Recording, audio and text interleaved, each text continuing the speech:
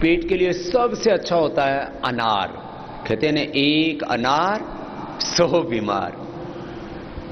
आप लोगों का भी कभी कभी पेट बहुत डिस्टर्ब हो जाता है, कभी कभी आप दिन रात यात्रा करते हैं, खाने पीने उठने जागने सोने का कोई ठिकाना नहीं होता है, तो पेट डिस्टर्ब हो जाता है। तो पेट खराब हो तो उसके लिए एक तो ये मैंने यहाँ पॉइंट बताया, एक ये पॉइंट है।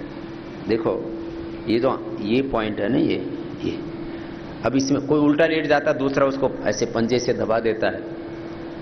पहले ऐसे किया करते थे बड़े बुजुर्ग, जब दिन भर खेत में काम करके और शाम को आया करते थे तो बच्चे उनके पैर दबा दिया करते थे ऐसे। और इससे एकदम एनर्जी आ जाती है, ताजगी आ जाती है, थकान दूर हो जाती है और पेट बहुत अच्छा हो जाता है।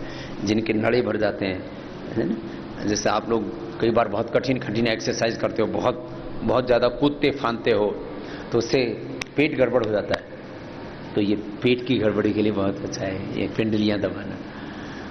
अभी जैसे आप ऐसे दबा के देखिए, ऐसे दबाने से ही ना एकदम रिलैक्स हो जाते हैं। ऐसे दबा के देखिए। अब कोई जरूरी थोड़ी है कोई दूसरा ही सेवा कर रहेगा, अपनी सेवा अपने आप कर लिया करो। बोले बाबा जी जब आप पिंडली दबाने की बात करते हो तो फिर पत्नी की याद आ जाती है। अरे भाई ये दूसरों की मतलब हमेशा कोई दूसरा आके सेवा कर दे, ये ऐसे क्यों सोचते हो? अपना आप दबा लो। एक भाई लेट जाए, दूसरा उसको दबा दे, फिर एक लेट जाए, फिर दूसरा दबा दे। कभी ऐसे पेट खराब हो जाए ना तो इसको दबा लिया करो। और अनार खा लिया करो। अनार से बढ़िया पेट के लिए कुछ भी नहीं है। गैस, एसिडिटी, इंडाइजेशन, कोलाइटिस, पेट की बदहजमी की कोई भी समस्या हो, अनार तो बहुत जबरदस्त होता है।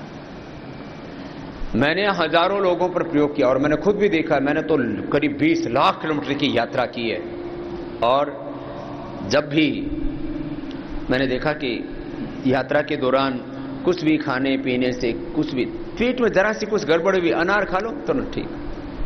अनार, बेल और छाछ, ये 3 चीजें पेट के लिए सबसे अच्छी होती हैं। जिनको ये कोलाइटिस आदि रहता है उनको दूध नहीं पीना चाहिए। घी, दूध और मीठा, ये तीनों दुश्मन हैं कोलाइटिस की। आंव संग्रहणी, बार बार शौच जाना, पेट में चिकना चिकना पदार्थ लैट्रिन के साथ बाहर निकलता है ना, ये बड़ा खतरनाक होता है। उसके लिए कोलाइटिस के लिए छाछ, बेल और अनार, ये 3 औषधियां। जिनको कब्ज रहता है, एक ही दिन में कब्ज ठीक हो जाता है, एक दिन में ही, बिना किसी दवा के। क्या करो? खाना ना ज्यादा खाओ ना कम खाने से भी कब्ज होता है, ज्यादा खाने से भी कब्ज होता है। और तीसरा काम एक और शुरू कर दो, खाना चबा चबा के खाओ। आपको जो मिल रहा है, आपको सूखे चने मिल रहे हैं तो वो भी चना कम से कम 1 ग्रास को 32 बार चबाना चाहिए। औसत मैंने देखा है लोग 4 से 8 बार चबाते हैं। एक बार इधर से मारा, एक बार इधर से, और गप अंदर। ये मामला है ना, इससे बचो। हलवा तो मैंने देखा लोग कुछ तो बस ऐसे मुंह में लिया और दांत तो लगाते नहीं, बस मुंह में थोड़ा ऐसे उसका पपोला और अंदर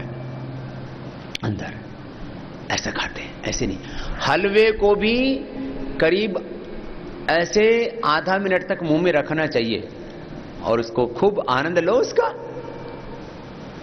कुछ लोग ज्यादा खाते हैं, हलवा खा जाएंगे थाली भर के, रसगुल्ले रगड़ जाएंगे 20-25, जलेबी जब हाथ लग गई तो फिर जलेबी की तरह खुद भी टेढ़े मेढ़े हो जाते हैं। और फिर 1 2 3 4 गिनती कुछ तो बोलो भाई, गिननी बंद, अब तो चलने दो। लेकिन भाई ये क्यों करते हो ये काम? याद रखो, जो चीज बहुत स्वादिष्ट लगती हो ना, उसको थोड़ी देर मुंह में रख लो। जैसे आपको रसगुल्ला बहुत अच्छा लगता है, गुलाब जामुन बहुत अच्छे लगती है, हलवा बहुत अच्छा लगता है, या गोलगप्पा, कुछ भी आपको अच्छा लगता है, समोसा, तो उसको मुंह में डाल के, और देखो स्वाद तो यहीं आता है। घाटी से जो भी नीचे उतरा वो माटी हो गया। जो भी घाटी से नीचे उतरता है, यहां से यहां आता है, यहां से यहां आता है, और यहां से फिर कहां जाता है सबको पता है। तो भैया स्वाद तो यहां है। ये 2 इंच की जीभ के चक्कर में 6 फीट के इस शरीर को और जिंदगी को खराब मत किया करो।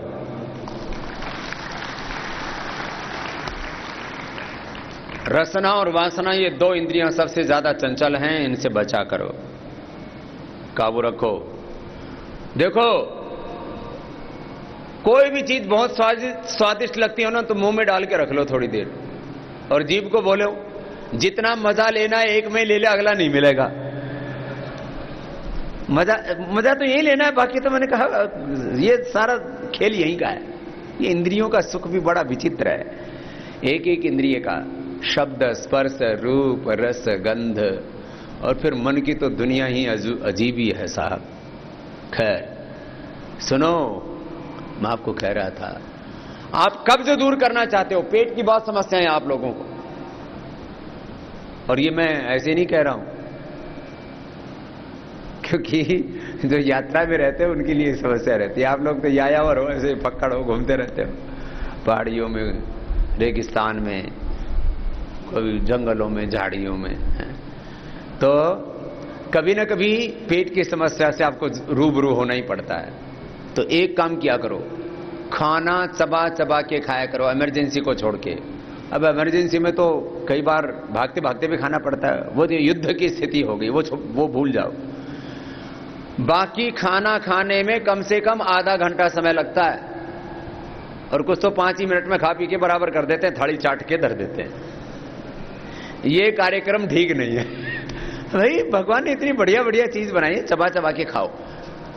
खाने में जितना सलाइवा मिलेगा, ये बहुत बड़ी बात कह रहा हूं मैं, है ये छोटी सी बात। स्वामी जी आप ऐसे ही तो बोल, बस चबा चबा के खाया करो, चबा चबा के तो खाया करो, ये तो आपने खूब सुना है, लेकिन आप इसकी महिमा सुनिए। जितना चबाएंगे उतना उसमें सलाइवा मिलेगा, और दांतों का, सलाइवा का, फिर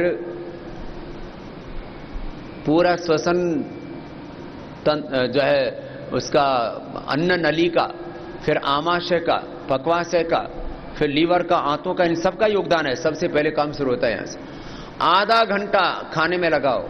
जिनको बहुत ज्यादा पेट की समस्या है तो चाहे 1 घंटा लगाओ, धीरे धीरे चबा चबा के खाओ, जब तक खाने वाली चीजें लिक्विड ना हो जाएं। रोटी खाओ तो ऐसी कि वो पानी जैसी बन जाए मुंह में, तब पेट के अंदर डालो। आज से आप ये प्रयोग करना शुरू कर दो, चबा चबा करके खाना शुरू कर दो। मैंने तो यहां तक प्रयोग किया कि मुझे भी शुरू से ही थोड़ा कॉन्स्टिपेशन की प्रॉब्लम रहती थी। किसी किसी का कोठा हार्ड होता है, कहते हैं, क्या करें, मेरा कोठा ही हार्ड है, मेरा तो जो है ना पेट ही ऐसा है, मेरी तो प्रकृति ऐसी है। किसी किसी की कब्ज की प्रकृति होती है, ये ठीक। तो क्या करो, चबा चबा के खाओ। चबा चबा के खाने से पहले ही दिन रिजल्ट मिल जाता है, पेट की समस्या खत्म, खाली चबा के खाने से। कोई दवाई करने की जरूरत नहीं है, बाकी दवाइयां उसके बाद की बात है। और यदि आपने चबा चबा के खाना नहीं खाया और पेट की आपको बीमारी है, चाहे आप स्वर्ण भस्म खा लो, चाहे लाखों रुपए की दवा खा लो, करोड़ों रुपए की दवा खा लो।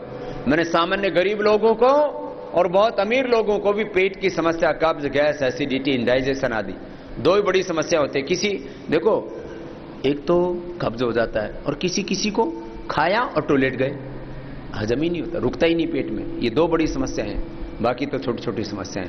तो उन समस्याओं के लिए एक तो ये मैंने बताया ऐसे करो, दूसरा अनार का प्रयोग करो, तीसरा चबा चबा करके खाओ,